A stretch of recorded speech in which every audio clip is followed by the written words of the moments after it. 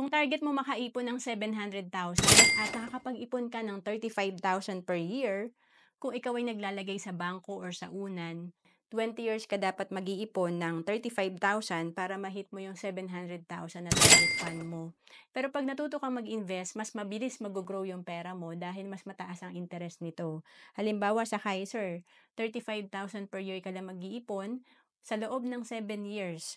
After 20 years, may projected fund ka na 700,000. And pag sinimulan mo ito at the age of 45, ang fund mo after 20 years or pag edad mo ng 65, nasa 700,000.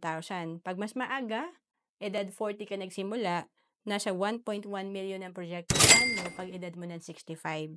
And kung nag-start ka at the age of 35, pag edad mo ng 65, 1.8 million yung projected fund mo. Mas mataas ang ating projected fund or investment pag mas maaga tayo nagsimula.